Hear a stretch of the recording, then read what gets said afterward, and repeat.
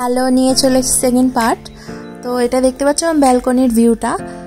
আমার বর আমার জন্য কফি করে দেয়, যেহেতু আজকে জন্মদিন বলে। তো এখানে ব্রেকফাস্ট বাফেতে লাগে, তো ফুড খুবই ভালো। আর এত সুন্দর ভিউ আর ক্যাট মেরে ছবি তুলবো না, এটা হতেই পারে না। আগেও বললাম যে সোনার বাংলা প্রপার্টিটা ভীষণ সুন্দর, তাই ঝটপট কয়েকটা ছবি তুলে নিয়েছি। আর এখানে এই সবেদা গাছটা ছোট, নেহাত বড় হলে হয়তো এতক্ষণ অনেকগুলো সবেদা খাওয়া হয়ে যেত। তো আমরা এখন চললাম, যেই কারণে বিশেষত আসা সুন্দরবনে সবাই এসে থাকে বাঘ দেখতে। তো অনেক ইচ্ছা আশা নিয়ে আমরা লঞ্চে উঠে গেলাম বাঘ দেখবো বলে। তো তোমাদের এখানে একটা ভাইটাল জিনিস আমি বলতে চাইছি, তোমরা যখনই এই বোট সাফারি করবে তো অবশ্যই তোমরা আধার কার্ড ক্যারি করো, কারণ ওখানে পারমিশন লাগে, আধার কার্ডে নাম্বার লাগে। তো আমি বলবো যে তোমরা অবশ্যই আইডি প্রুফ, আধার কার্ড, বিশেষ করে আধার কার্ডটা ক্যারি করো। এখানে এই লঞ্চ ভাড়া করতে, সারাদিন যদি তোমরা লঞ্চ ভাড়া করে ঘুরতে চাও তাহলে পার লঞ্চ ৬,০০০ টাকা পড়বে, সকাল ৮টা থেকে সন্ধ্যে ৫টা অবধি। আর যদি তোমরা হাফ হাফ করে যেতে চাও তাও তোমাদের ৬,০০০ টাকাই পড়বে, সকাল ৮টা থেকে ২টো অবধি, আবার ৪টে থেকে ৫টা অবধি। তো এবার আমাদের হোটেল থেকে আমাদের কোনো লাঞ্চ প্রোভাইড করবে না, তো আমরা তাই জন্যই হাফ হাফ করে যাওয়াটা পছন্দ করলাম। নেক্সট তোমাদের নিয়ে যাবে সজনেখালি সুন্দরবন টাইগার রিজার্ভ একটা পার্কে। তো সেখানে তোমরা গাইড ভাড়া করে নিতে পারো, তো সেই তোমাদের পুরো টোটালি গাইড করে দেবে। এখানে কচ্ছপ চাষ হয় বড় একটা পুকুরের মধ্যে, সেখানে বড় কচ্ছপ থাকে, আর ওই যে জালের মধ্যে থাকে সেটা হচ্ছে ছোট কচ্ছপ। জঙ্গল ফিশারম্যান, হানি কালেক্টর, তাদের বিশ্বাস যে দেবী আমাদের বাঘের আক্রমণ থেকে প্রতিহত করবে। তাই জন্য হিন্দু, মুসলিম, খ্রিস্টান সব ধর্মের মানুষ কিন্তু পুজো করে বনদেবীকে। এবং পয়লা মাঘ পৌষ সংক্রান্তির পরের দিন এনার ঘটা করে পুজো হয়, সব জায়গাতেই হয়। এবং একে কেন্দ্র করে মেলা, পুজো অর্চনা ধরনের। এবং আমাদের বিশ্বাস যে দেবী আমাদের বাঘের আক্রমণ থেকে প্রতিহত করবে, তাই প্রতি বছরই ঘটা করে। আমরা গাইড ভাড়া করে নিয়েছি, এবার চলো দেখা যাক কি দেখি। যেখানে সজনেখালি এই অফিসটা আছে, এবং আমরা একটু পরে আর 15 মিনিট 20 মিনিট পরে আমরা জঙ্গলের ভিতরে এন্ট্রি করে যাব। এখন আপনি দেখবেন যে জালটা দেওয়া আছে, জালটা এই কারণেই দেওয়া আছে যাতে বাঘ ক্রস করে গ্রামে যেতে পারে। কালকে রাত্রেই বলছি নাকি একটা চেষ্টা করেছিল বোম ফোম ফাটিয়ে ঢুকিয়ে। একদম, বাঘ চেষ্টা করে তো, কারণ এটা তো ওদেরই জঙ্গল, কিন্তু এটা ওদের কাছে একটা সাইকোলজিক্যাল ব্যারিয়ার, একটা মানসিক বাধা। ওরা চাইলে কিন্তু ওরা ছিঁড়ে চলে আসতে পারে, কিন্তু ওদের একটা যে হাইটটা আছে ওরা কিন্তু গাছে উঠতে পারে না, মানে এতটা হাই জাম্প দিয়ে আসতে পারবে না, বাট ওদের যে পাওয়ার আছে তাতে ছিঁড়ে চলে আসতে পারবে।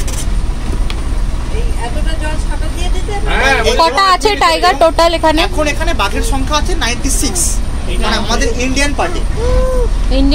আমাদের না এইরকম নেই যে এখানেই কটা আছে, মানে বাংলাদেশেরও চলে গেছে। বাংলাদেশে বেশিরভাগটাই জঙ্গলটা বাংলাদেশ পার্ট, তো বাংলাদেশেও আমাদের থেকে অনেক বেশি বাঘ আছে, কারণ ওখানে জঙ্গলে বাঘটা বেশি।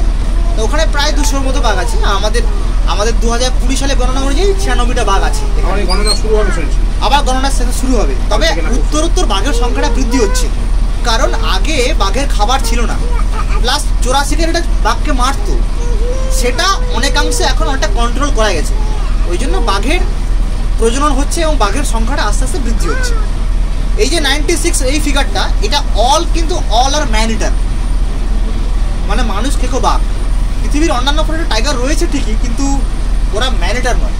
মানে সুন্দরবনের ক্ষেত্রে এটাই ভয়ঙ্কর কি, এখানে কোনো আপনি জঙ্গলে নেমে কোনো ডকুমেন্টারি কিছু করতে পারবেন না, রিসার্চ কিছু করতে পারবেন, কারণ বাঘ হচ্ছে মানুষকে কখন, এবং বাঘ লুকায়িত প্রাণী, ও আমাদের দেখবে। এই যে আমরা জঙ্গলে যাব, ও কিন্তু আমাদের ওয়াচ করবে, কিন্তু আমরা দেখতে পাবো না, কারণ কখন অ্যাটাক করবে ওটা ওদের ব্যাপার। এত কিছু শোনার পর ইচ্ছেটা আরো বেড়ে গেল যে বাঘ দেখতেই হবে। চলো দেখি।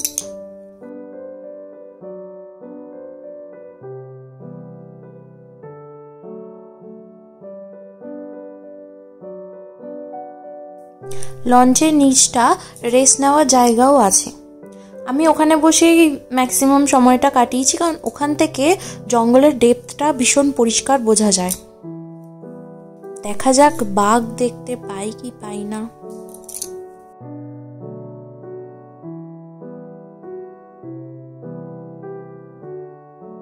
লঞ্চে উঠবো আর ছবি তুলবো না, এটা হতেই পারে না। ইয়েস, ফাইনালি আমরা বাঘ দেখতে পেরেছি, কারণ সেই দিনটা আমার স্পেশাল ডে ছিল। তো যাক, সুন্দরবন আসাটা আমার সার্থক হয়েছে। অনেকক্ষণ ধরে সাইডিং হয়েছে আমাদের। This is called royal Bengal tiger. তোমরা কিন্তু আমার মতো শুধু বাঘ দেখার জন্যই সুন্দরবন এসো না। সুন্দরবনের প্রাকৃতিক সৌন্দর্য অনেক সুন্দর, নেচার বিউটি ভীষণই ভালো, মনটাকে অনেক শান্ত করে তোলে। ফ্রেশ এয়ার যেটা মনকে আর শরীরকে দুটোকেই সুন্দরভাবে রাখে। অবশ্যই তোমরা জঙ্গলের আনন্দ উপভোগ করো, শুধু বাঘ দেখার জন্যই সুন্দরবন যাব সেটা ভেবে এসো না।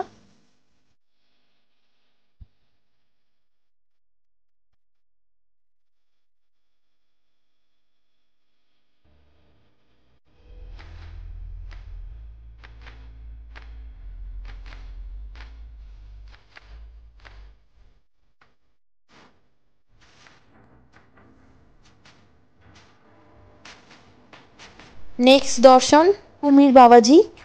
তো এখানে মেল ফিমেল দু রকমের কুমির আছে, কিন্তু শোনা গেছে ফিমেলের একটা হাত নেই, কোনো কারণে হয়তো কেটে গেছে। বিশাল বড়, মানে বিশাল মানে হিউজ বড়।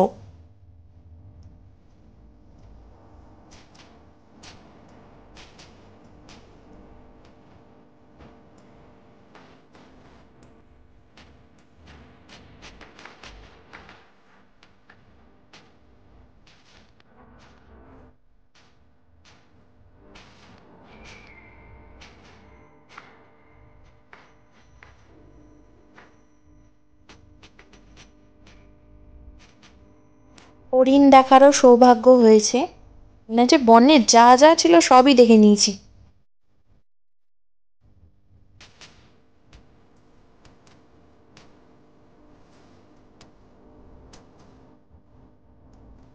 এইটা হচ্ছে বুনো শুয়োর। তো এখানে এই শীতকালে বিভিন্ন ধরনের পাখিও দেখা যায়, অনেকে যারা পাখি ছবি তুলতে ভালোবাসে তারা আসে। তো আমাদের ফাইনালি ঘোরাটোরা হয়ে গেল, এখন হোটেলের দিকে যাওয়া হচ্ছে।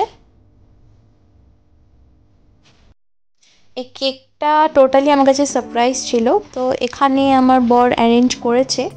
তো এটা ওদের হোটেলের নিজস্ব বানানো কেক। আপনারা যদি কোনো কিছু সেলিব্রেট করতে চান তো ওদের বলে দিলে ওরা সব কিছু আপনার জন্য আয়োজন করে দেবে।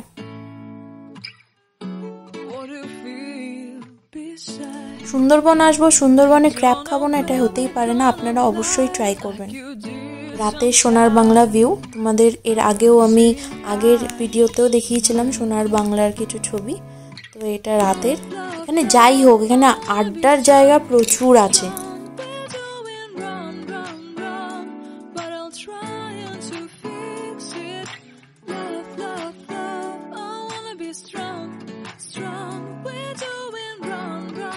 এখানে বাচ্চাদের জন্য গেম জোন আছে, আর আমার ছেলে তো এই গেম জোনে ঢুকে তো সব কিছু ভুলেই গেছে, কান্নাকাটি শুরু করে দিয়েছে, এখান থেকে বেরোবে না। তো এখানে জিম রয়েছে, দেন কিছু গেমসও রয়েছে।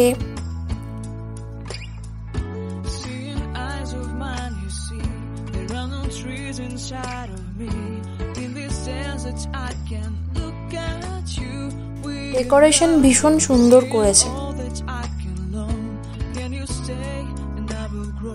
ফাইনালি আমাদের বাড়ি ফেরার পালা, কিন্তু এই সব নৌকা দেখে যেন আমার মাথা ঘুরছিল।